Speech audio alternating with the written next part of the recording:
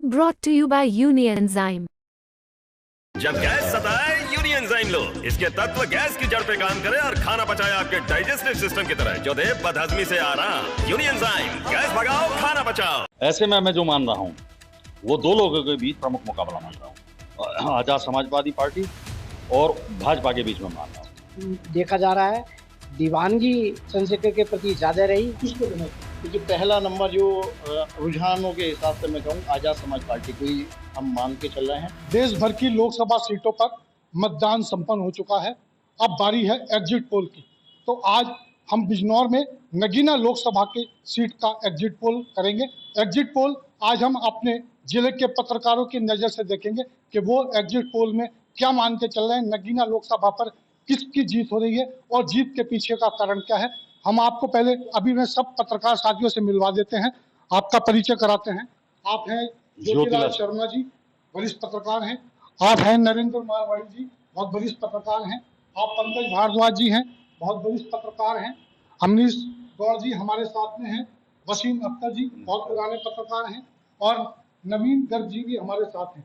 हम इन्हीं लोगों से आज नगीना लोकसभा का एग्जिट पोल जानेंगे। हम शुरुआत करते हैं ज्योतिलाल शर्मा जी के कि वो आखिर नगीना लोकसभा में अपने एग्जिट पोल के नजरिए से क्या देखते हैं कि किसकी जीत उन्हें नजर आती है और इस जीत के पीछे का कारण क्या है। ज्योतिलाल जी क्या देखते हैं? लेकिन नगीना लोकसभा सुरक्षित सीट है। इसकी बात करें तो मुख्य मुकाबला तो चतुष्कोणीय सीट पर मुकाबला देखा गया है, लेकिन ये मेरे ख्याल से संभवतः प्रदेश की ऐसी सीट होगी जिसपे एक निर्दलीय कहिए या नवगठित आजाद समाजवादी पार्टी है, उसका जो प्रत्याशी है उसको कहीं ना कहीं मैं अपने नज़रिए से देख रहा हूँ कि वो बढ़त दिखाई दे रही है।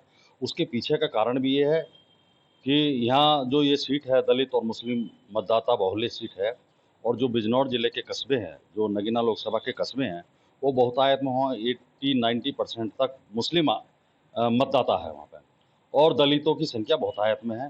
तो जो 18 प्लस का जो मतदाता है और 45-50 के आसपास का मतदाता, उसमें कहीं ना कहीं आजाद समाज पार्टी का जो चंद्रशेखर रावण है उसकी दीवानगी चुनाव के दौरान देखी गई, मुस्लिम मतदाताओं की भी देखी गई।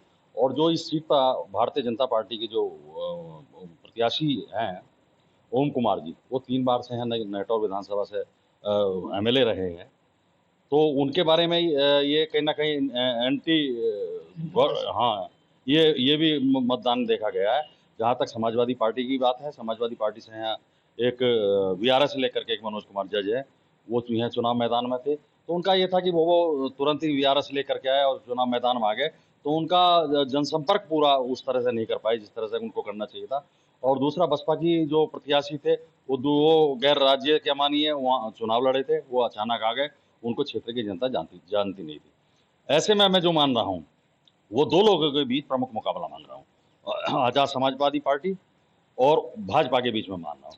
तो मुझे कहीं ना कहीं जो दिखाई दे रहा है वो मतदान आजाद समाजवादी पार्टी के पक्ष में मैं समझ रहा हूँ।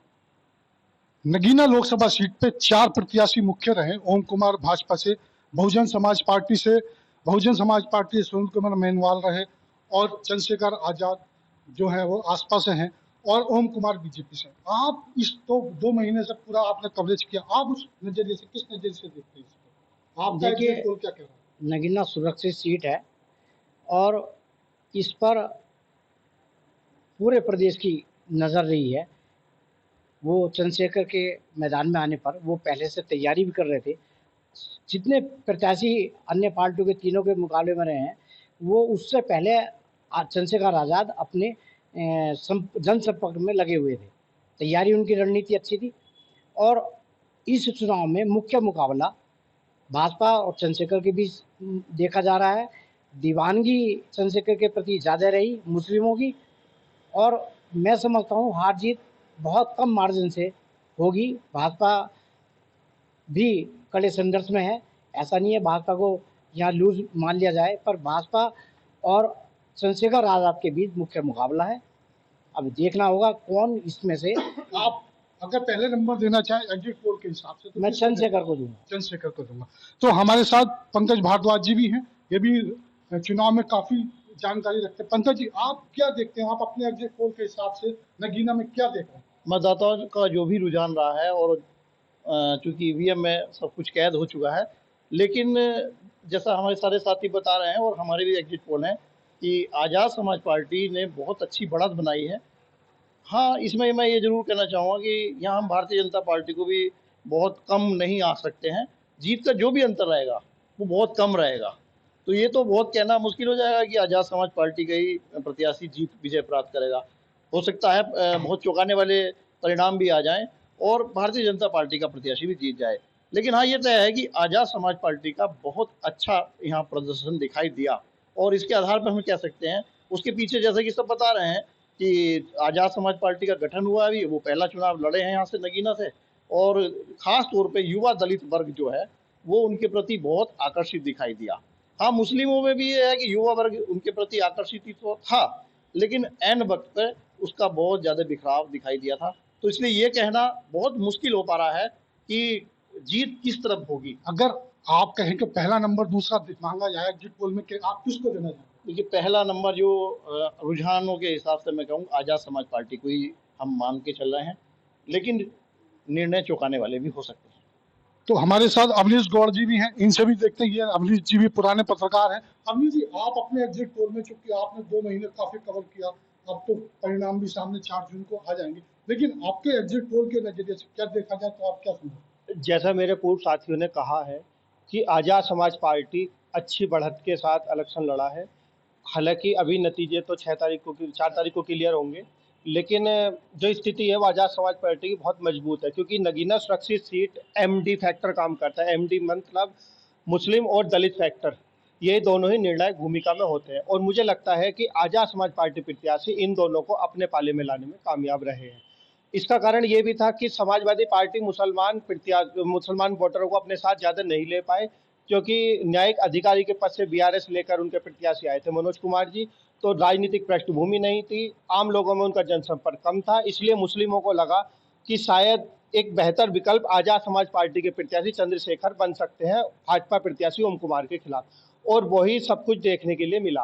अगर आपसे ही पूछा जाए कि आप फर्स्ट सेकंड नंबर में किसको आपने अपनी तरफ से किसका देना? वर्तमान स्थिति में आज़ाद समाज पार्टी पहले नंबर पर और भाजपा प्रत्याशी दूसरे नंबर पर महसूस हो रही है। तो हमारे साथ वसीम अख्तर साहब भी हैं। आप वसीम अख्तर जी, आपका नजरिया क्या है? आप अपने एग्जिट पोल के हिसाब से नगीना में क्या देख रहे हैं? देखिए, नगीना लोकसभा सीट पर एंटी इनकम्बेंसी का बहुत ज़्यादा जोर है।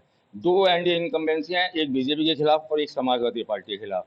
तो मैं समाजवादी पार्टी की इनकम्बेंसी पे कहूँगा। यहाँ के 2 विधायक हैं, तस्लीम अहमद नजीबाबाद के और नगीना से मनोज पारस, और एक और नेता है सपा के सिवारा सीट से ही हैं। तो वहाँ पर इन पर लोगों का आरोप है कि इन्होंने नोट लेकर लोगों को जो नगर पालिका के चुनाव के अध्यक्ष पद के लिए इन्होंने टिकट दिए थे, उन्हें पैसे लेकर टिकट दिलवाए, जिससे वहाँ का मुसलमान इनके खिलाफ हो गया और उन्होंने अपने प्रत्याशियों को नगर पालिका के चुनाव में जिताया। वही एंटी इनकम्बेंसी इधर देखी गई। तो सारा मुसलमान जो समाजवादी पार्टी की तरफ जहाँ प्रदेश भर में जा रहा है, मुस्लिम एक मुश्त होकर समाजवादी पार्टी की तरफ, यहाँ पर समाजवादी पार्टी से विमुख होकर वो आज़ाद समाज पार्टी को, क्योंकि वो बीजेपी में तो जा नहीं सकता, तो आज़ाद समाज पार्टी के चंद्रशेखर साहब की तरफ चला गया।